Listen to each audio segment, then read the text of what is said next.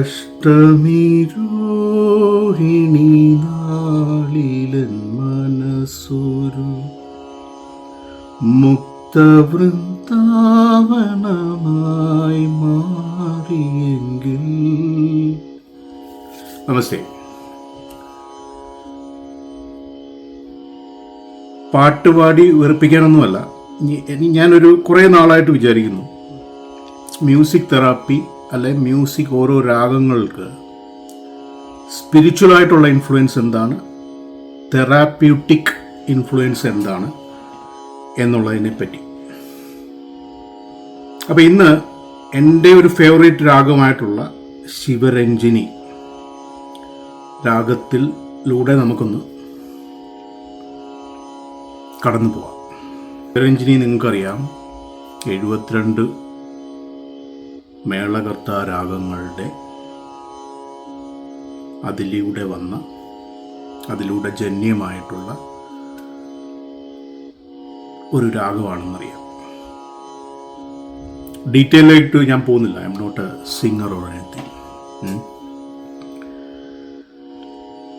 നമ്മൾ ഇന്ന് കോൺസെൻട്രേറ്റ് ചെയ്യുന്നത് ശിവരഞ്ജിനിയുടെ ഹീലിംഗ് ഏരിയ, സ്പിരിച്വൽ ഏരിയ, ഇത് രണ്ടും മാത്രമാണ്. ഞാൻ ഈ പാട്ട് ആദ്യം പാടിയത് തന്നെ എനിക്കൊരാളെ കിട്ടാത്തതുകൊണ്ടാണ്. ഞാൻ 1-2 പാട്ടുകാരെ അപ്രോച്ച് ചെയ്തു, അവർക്ക് ആ ഒരു ടൈമിങ്സ് മാച്ച് ആവാത്തതുകൊണ്ട് പോഡ്കാസ്റ്റ് രൂപത്തിലാണ് ഞാനിത് ഉദ്ദേശിച്ചത്. പക്ഷേ ഇത് ഞാനായിട്ട് ചെയ്യുന്നൊന്നില്ല.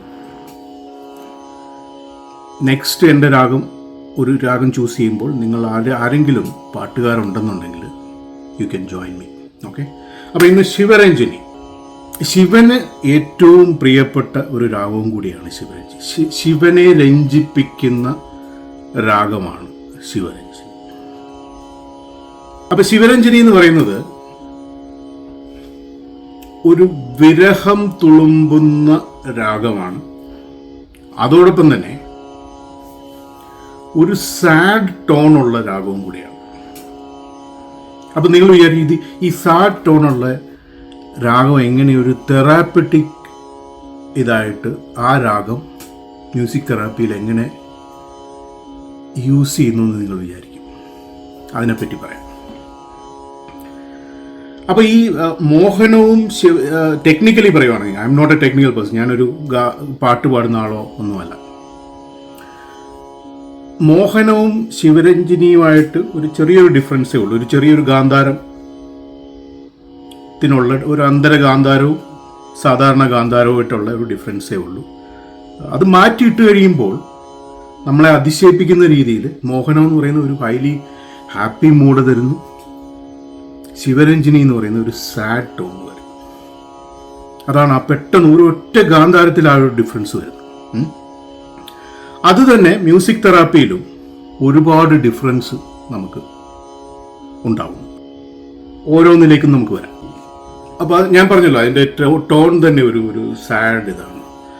ജാനിക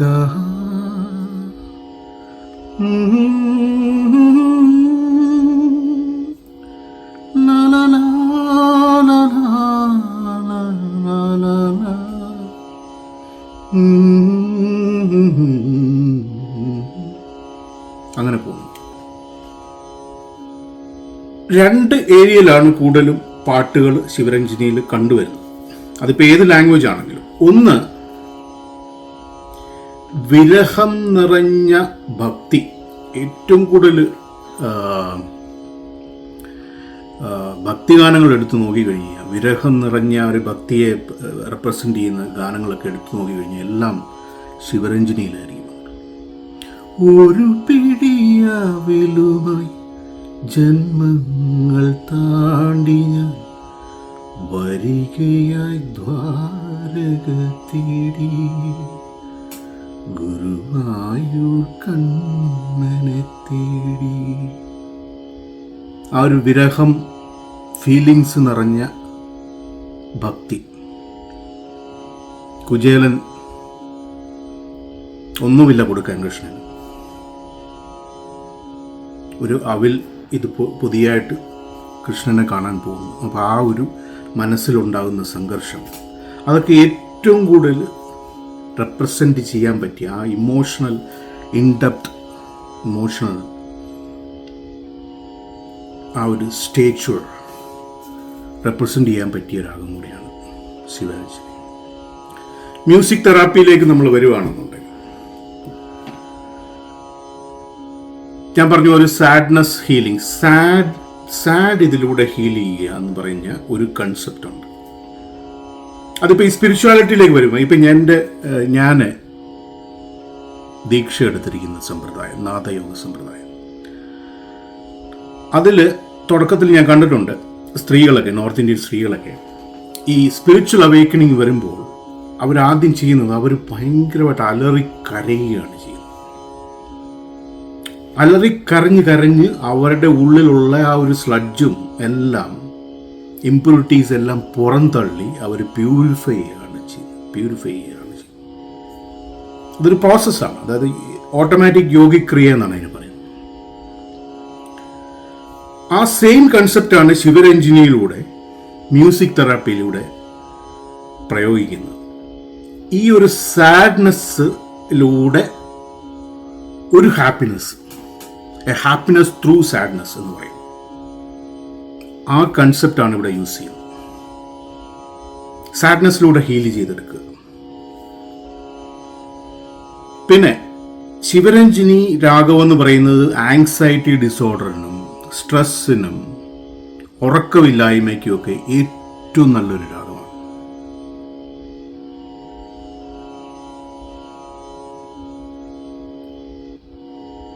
ദൈവത്തോട് ഏറ്റവും കൂടുതൽ അടുക്കാൻ പറ്റിയ രാഗവും കൂടിയാണ്. തമിഴിലൊക്കെ ഒരുപാട് കൃതികളുണ്ട്, ഒരുപാട്. ആണ്ടവനൻപേ ശക്തി തരും, ആണ്ടവനൻപേ സിദ്ധി തരും.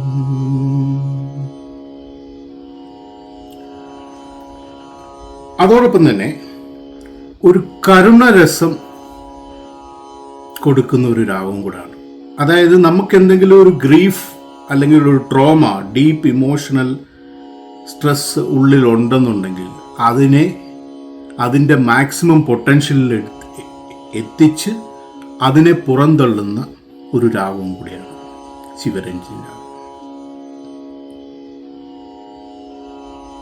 അടുത്തത് വന്ന് ഉഷ്ണരോഗത്തിനെ ട്രീറ്റ് ചെയ്യുന്നു. ഉഷ്ണരോഗം നിങ്ങൾക്കറിയാം, ബോഡി ഹീറ്റ് കൂടുതലുള്ള ആൾക്കാർ. ബോഡി ഹീറ്റ് കൂടുതൽ ഉണ്ടാകുമ്പോഴാണ് പല പല രോഗങ്ങൾ വരുന്നത്. നിങ്ങൾ വാദങ്ങളും ഈ ജോയിൻറ്റ് പെയിനും കോൺസ്റ്റിപ്പേഷൻസും അങ്ങനെയൊക്കെയുള്ള ഒരുപാട് പ്രശ്നങ്ങൾ വരുന്നത് ഈ ബോഡി ഹീറ്റ് ബാലൻസ് ആവാതെ വരുന്നവർക്കാണ്. അതിനെ അഡ്രസ്സ് ചെയ്യുന്നു ശിവരഞ്ജിനി രാഗം. നെക്സ്റ്റ്, ഏറ്റവും കൂടുതൽ മെമ്മറി, ഏറ്റവും കൂടുതൽ അതായത് ഓർമ്മശക്തി വർദ്ധിപ്പിക്കാൻ പറ്റിയ രാഗമാണ് ശിവരഞ്ജിനി. പ്രത്യേകിച്ച് പഠിക്കുന്ന കുട്ടികൾക്കുള്ള കോൺസെൻട്രേഷൻ കൂട്ടാൻ പറ്റിയൊരു രാഗമാണ് ശിവരഞ്ജിനി. ഇത് ഞാൻ ബേസിക് മ്യൂസിക് തെറാപ്പിയിൽ ഒന്ന് ടച്ച് ബേസ് ചെയ്ത് പോകുന്നതേ ഉള്ളൂ.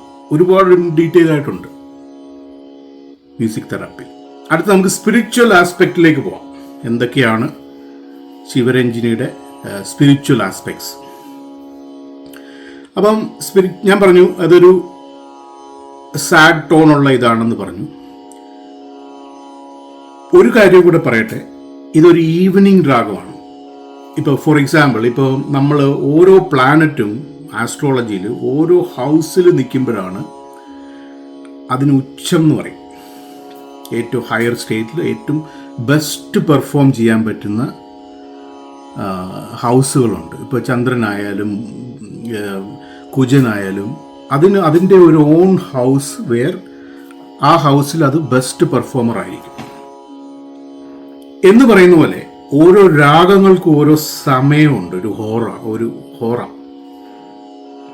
അപ്പൊ ശിവരഞ്ജിനി വന്നിട്ട് ഈവനിങ് രാഗമാണ്. ഈവനിങ് രാഗം എന്ന് പറഞ്ഞാൽ ലേറ്റ് ഈവനിങ്, ഉറങ്ങാൻ കിടക്കുമ്പോൾ കേൾക്കാൻ പറ്റിയ ഏറ്റവും നല്ല രാഗമാണ് ശിവരഞ്ജിനി. 9 മണി തൊട്ട് മിഡ് നൈറ്റ് 12 മണി വരെയാണ് ഇതിൻ്റെ ഉച്ചസ്ഥാനം. അതിൻ്റെ ഏറ്റവും അത് പാടാനും കേൾക്കാനും ഏറ്റവും നല്ലൊരു സമയം.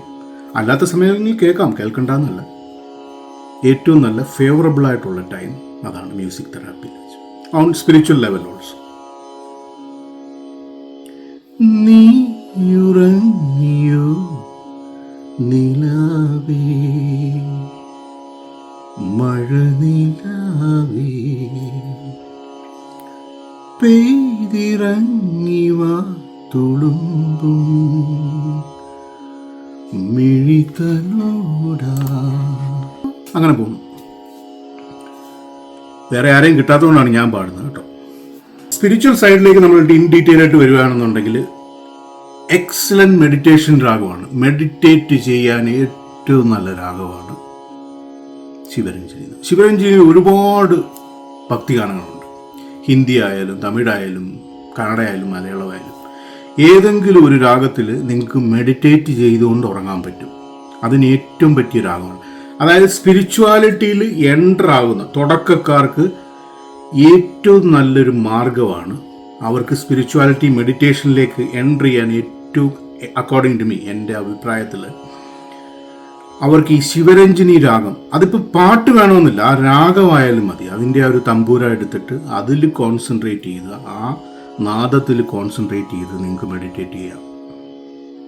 ഒരു മന്ത്രദീക്ഷ എടുക്കേണ്ട കാര്യമില്ല ഇനീഷ്യലി. ഇതിൽ തന്നെ നിങ്ങൾക്ക് നല്ലൊരു സ്റ്റേജിലേക്ക് വരാം. ഇനി വന്നിട്ട് അതിൻ്റെ ഒരു സ്പിരിച്വൽ ചക്രയിലേക്ക് പോവാം. 2 ചക്രങ്ങളുണ്ട്. ഒന്ന് ഈ രാഗത്തിൻ്റെ ചക്രങ്ങളുണ്ട്, അതിലേക്ക് വരുന്നില്ല, അത് കുറേയൊക്കെ ടെക്നിക്കലാണ്. അതായത് ഈ 72 മേളകർത്ത രാഗങ്ങളിലെ നമ്മൾ 36 ഡിവൈഡ് ചെയ്യുന്നുണ്ട്. അത് ഒത്തിരി ടെക്നിക്കലാണ്. അത് വേറൊരു ലെവലാണ്. അതിനുമുണ്ട് 6 ചക്രങ്ങൾ. ഇത് നമ്മൾ സ്പിരിച്വൽ ചക്രം, നമ്മളുടെ ഓൺ ചക്രങ്ങളെ പറ്റിയാണ് ഇത് പറയുന്നത്. അപ്പം ശിവരഞ്ജിനി വന്നിട്ട് അതിൻ്റെ ഗുണം എന്താണെന്ന് വെച്ചാൽ മിക്ക രാഗങ്ങളും പല മൾട്ടിപ്പിൾ ചക്രങ്ങളെ ആക്ടിവേറ്റ് ചെയ്യുന്നതാണ്. അതാണ് അതിൻ്റെ ബ്യൂട്ടി എന്ന് പറയുന്നത്. ശിവരഞ്ജിനി അതുപോലെ തന്നെ. അതിൻ്റെ ബ്യൂട്ടി എന്താണെന്ന് വെച്ചാൽ ശിവരഞ്ജിനി മെയിൻലി വന്നിട്ട് ആജ്ഞാചക്രമാണ് റെപ്രസെൻ്റ് ചെയ്യുന്നത്. അതോടൊപ്പം തന്നെ ലോവർ ചക്രങ്ങൾ രണ്ടും, സ്വാധിഷ്ഠാനയും മൂലാധാരവും ആക്ടിവേറ്റ് ചെയ്യുന്നു. അപ്പം ഒരു ബാലൻസ് കിട്ടുകയാണ് ചെയ്യുന്നത്. ശിവരഞ്ജിനി നമ്മൾ മ്യൂസിക് തെറാപ്പിയിൽ ഇത് ചെയ്യുന്നതുകൊണ്ട് സ്പിരിച്വലി നമുക്ക് അപ്പർ ചക്രവും ആക്ടിവേറ്റ് ആകുന്നു, ലോവർ ചക്രവും ആക്ടിവേറ്റ് ആകുന്നു. അതൊരു ബാലൻസ്, നല്ല ഗ്രൗണ്ടിങ് ഉണ്ട്, എന്നാൽ ഒരു ഹയർ ലെവൽ കോൺഷ്യസ്നെസ്സിലേക്ക് നമ്മളെ കൊണ്ടുപോവുകയും ചെയ്യുന്നു. അതാണ് അതിൻ്റെ ബ്യൂട്ടി എന്ന് പറയുന്നത്. മിക്ക പ്രോസസ്സുകളിലും, അതിപ്പോൾ യോഗ പ്രോസസ്സിലായാലും മെഡിറ്റേഷനിലായാലും, ഇപ്പം മേളിൽ മാത്രമായിട്ട് നമ്മൾ ആക്ടിവേറ്റ് ചെയ്യുകയാണെന്നുണ്ടെങ്കിൽ നമ്മളൊരു വേറൊരു ഹാലൂസിനേഷനിലേക്ക് പോകും, ഗ്രൗണ്ടിങ് ഇല്ലാതെ. ഇവിടെ ഇത് രണ്ടും ബാലൻസ് ചെയ്യപ്പെടുകയാണ് ചെയ്യുന്നത്.